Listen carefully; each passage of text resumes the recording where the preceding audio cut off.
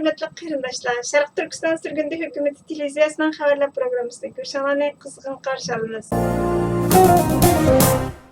Bosh ministerimiz Salih Xudoyor apandi 30 may kuni Yangi Tang sulolasi televiziyasining Xitoyning ichki qismidagi programmasining ziyoratini qabul qilib, oshkorlangan Xitoy soqchi hujjatlari to'g'risida muhim ko'z qarashlarini o'tirg'a qo'yib, oshkorlangan hujjatlarning Xitoyning dunyoga ixtiyoriy tarbiyalash markazlari deb tanitgan ba'zi davlatlarning gumon bilan qargan yig'ib olish markazlarining hargizmi tarbiyalash markazlari emasligi, balki jazo lagerlari ekanligi, jazo lagerlarining yolg'on va G'arbning suiqasdi emasligi va insoniyatning Sharq Turkistondagi diniy dars berganligi, chet eldagi kishilar bilan aloqa qilganligi, tamaki chekish, aroq ichishni rad qilganligi uchun terrorchi deb ayblanib 20 yilgacha turma jazosiga uchragan 2800 dan ortiq kishining rasmi, 3000 dan ortiq kishining sonliq ma'lumotlari bo'lgan, tong'ili bo'lmaydigan dalil isbotlarni ko'rgandan keyin buningga qarata qanday harakat qo'llanishga aloqador vijdonini sinaydiganligini, Xitoyning Sharq Turkistondagi Uyg'ur, Qozoq va boshqa Xitoy bo'lmagan xalqlarga qarata yurgizayotgan siyosatining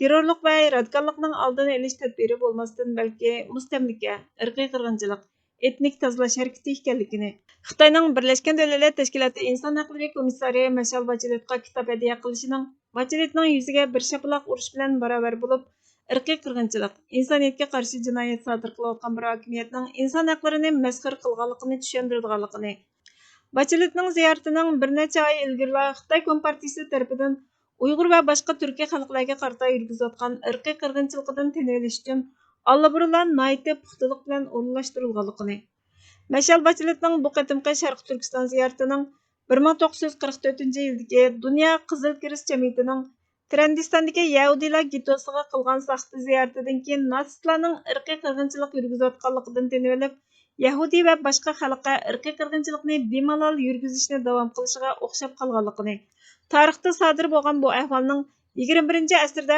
qayta takrorlanganligini aytdi. Toronto'ning 30 maydagi xabarda aytilishicha, inson haqlari guruhlari Birlashgan Davlatlar Tashkiloti inson haqlari boshlig'ini vazifasidan iste'fo berishga chaqiriq qildi. Uning Xitoyga qilgan ziyoratini Uyg'ur irqiy qirg'inchilik qurbonlariga qilingan haqorat deb atab, kishilik huquq oliy darajalik komissarlik vazifasini ijro qila olmadi dedi. Birlashgan Davlatlar Tashkilotining Xitoyning turmisiga qilgan ziyoratini nomussizlik deb tasvirladi va Bacheletning ziyoratining nihoyatda aniqsiz bo'lganligini aytib, Bachelet ishxonasining vazifasini ijro qilishiga, ya'ni dunyoni inson haqlari uchun qo'zg'atishga, Birlashgan Davlatlar Tashkilotining qurilish prinsipiga sal qaradi. Xitoy Kompartiyasining irqiy qirg'inchilik va insoniyatga qarshi ishlagan jinoyatini oqladi dedi. Shunun bilan birlikda dunyodagi inson haqlariga ahamiyat bergan barliq davlat hukumatlari va qurilishlarni Bacheletning vazifasining qoldirilishini talab qilishga da'vat qildi. Birlashgan Davlatlar Tashkiloti inson haqlari boshlig'i Sharq Turkistondagi bir turmani ziyorat qilganligini va bu turmaga qamalganlarning siyosiy jinoyatchi deb hukm qilinmasdan qamalganligini e'tirof qildi.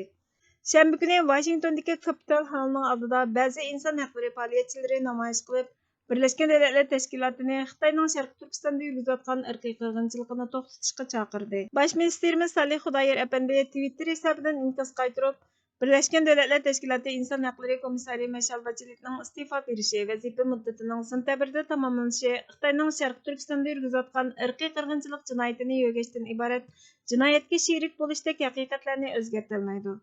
Birlashgan Davlatlar Tashkiloti o'zining ishonchisini yo'qotib qo'ydi. Buningga a'zo davlatlar cho'qim irqiy qirg'inchilikni to'xtatish uchun harakatga kelishi kerak.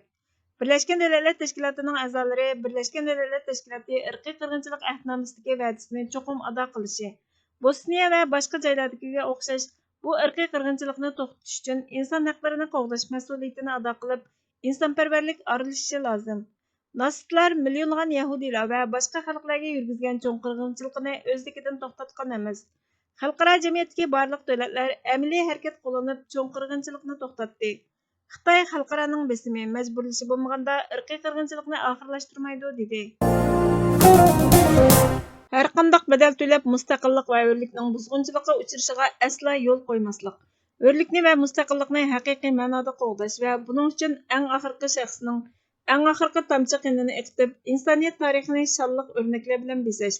Mana bu mustaqillik va hurlikning haqiqiy mohiyatini, keng ma'nosini, yuksak qiymatini vijdoni bilan tunib yetgan millat uchun asosiy va o'lmas prinsip. Faqat bu prinsipda ching turib, har turli fidokorliklarni har vaqt berishga tayyor millat davomliq insoniyatning hurmatlashi va qadrlashiga loyiq bo'ladi, deydi Mustafa Kemal Atatürk. Hurmatli ko'ruvchilar, xabarlarimizni ko'rgan uchun ko'p rahmat. Kelar qitimqi programmamizda ko'rishguncha Allohga omonat bo'lgaysizlar.